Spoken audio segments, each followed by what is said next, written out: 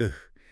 Thinking back to high school, I swear every little thing felt like the end of the world, you know? Oh, tell me about it. Like if I messed up a test or like my crush didn't text back, that was it. Game over. Totally. The drama was real. It really was. Okay. But seriously though, when it comes to teens today, it feels like their mental health struggles, they're just on another level. It's a whole different landscape, that's for sure. I mean, think about it. It really is. This generation is dealing with pressures that we never even dreamed of. Oh, absolutely. Like for starters, there's social media. Talk about a pressure cooker. Oh, for sure. Constant comparisons, the pressure to present a perfect image, it's exhausting. And it's not just online.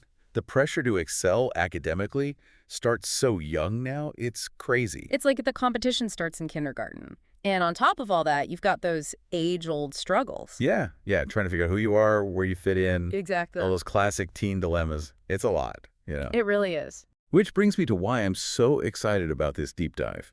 We're looking at this guide called, hold on, Self-Care and Mental Health Awareness for Teens. Oh, that's a good one. I've heard good things. It's seriously packed with useful stuff.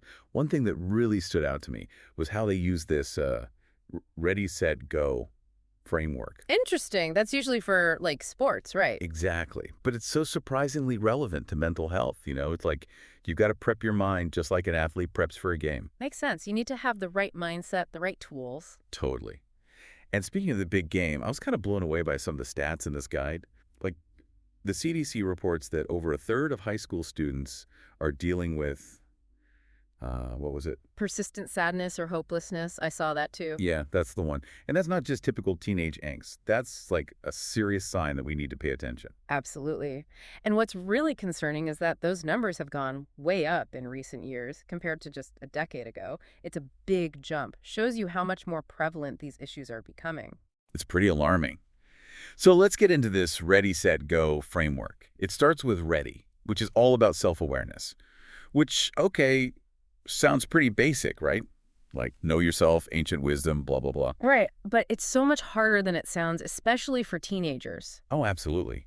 Teens are still, like, figuring out who they are. Their brains are still developing. Exactly. And that part of the brain, the prefrontal cortex, which handles like decision making and emotional control, Yeah, that one. it's not fully formed until like your mid-20s. Oh, wow. So they're literally still wired for, like, impulsiveness and all that. Pretty much. Makes sense, though. It does. So when they're hit with all these intense emotions, it's like a smoke detector going off. Like Like that. the alarm is important. It tells you something's wrong. But if you don't know where the fire is, how are you going to put it out? That is such a good analogy. So how do they find the fire, so to speak? Well, the guide stresses this idea of naming your emotions. Oh, right. That's huge. Basically encouraging teens to like really pay attention to their feelings and actually label them. Yeah, like, okay, right now I'm feeling stressed Mm-hmm. or anxious Yeah, or sad. exactly. And it's not just about identifying the good feelings, it's about acknowledging all of them, even the bad ones. Yeah, even like anger, jealousy, Mm. all the stuff that we're often told to suppress. Exactly. But the thing is, those feelings are valid. They're part of being human. Hmm. And once you can actually name what you're feeling, You can start figuring out how to deal with it. exactly. So once you've got the ready part down, you move on to set. Right. And this stage is all about building your toolkit. Cool. So like what kind of tools are we talking about here? Well, the guide talks a lot about the importance of a strong support system, which is something we hear a lot. Right, yeah, totally. Having people you can lean on, all that. But it goes deeper than that. It's not just about having people to vent to, it's about having different types of support for different needs. Oh, wow, that's interesting. So, like, you might have a friend who's great for emotional support. Hmm.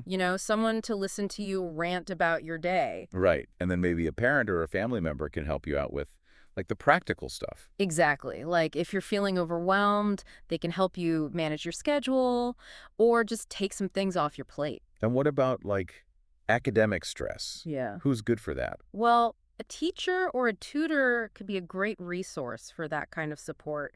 Someone who can help you with your schoolwork or just offer some guidance. Yeah, that makes a lot of sense. So it's like building a whole team of support, each with their own specialty. Exactly. It's about recognizing that different people in your life can provide different types of support.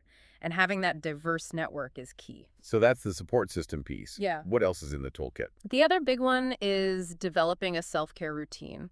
And I think it's important to emphasize that self-care isn't just about, like, bubble baths and face masks. Yeah, it gets a little cliche sometimes. Right. It's really about finding what genuinely recharges you, whatever that looks like. Totally. So it could be anything from listening to music, spending time in nature, Reading, exercising. or even just taking 5 minutes to play a silly game on your phone. Exactly. It's about finding what works for you and making it a regular part of your life. Okay, so we've prepped our minds with self-awareness, ready. We've built our support system and self-care routines, set. Now what? Bring on the go, I guess. You got it. And the go phase is all about taking action. The guide highlights the importance of making self-care a habit, not something you only do when you're already feeling totally burnt out. Which makes sense, right? Like if you're already at the breaking point, it's harder to pull yourself back. Exactly. It's much more effective to proactively build those self-care practices into your daily routine. And this is where the ready phase comes in handy, right? Okay. Because if you know what your stressors are, you can anticipate when you'll need those self-care breaks the most. You got it. Like if you know that big exams always stress you out, you can plan to ramp up your self-care routine in the weeks leading up to them. It's about being prepared. But it's also important to acknowledge that sometimes self-care alone isn't enough. Right. Sometimes you need more serious help. Exactly. And that's where seeking professional help comes in. The guide talks about this too, and I can't emphasize it enough. Reaching out for help is a sign of strength, not weakness. It really is.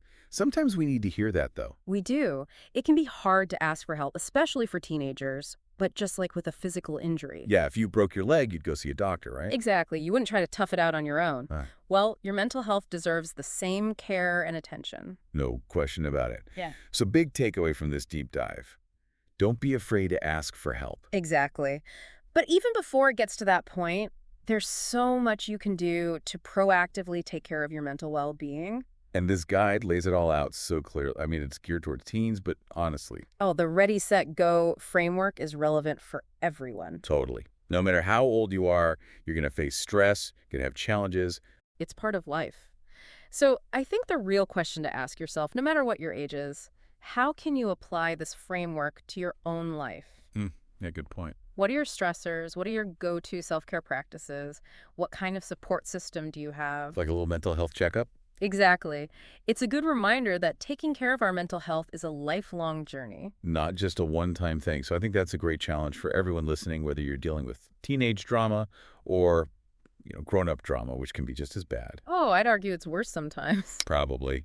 Yeah. But hey, at least we've got tools to deal with it now. So let's put those tools into action. Maybe this week, try incorporating one new self-care practice into your routine. And hey, if you know any teens who might benefit from this guide, share it with them.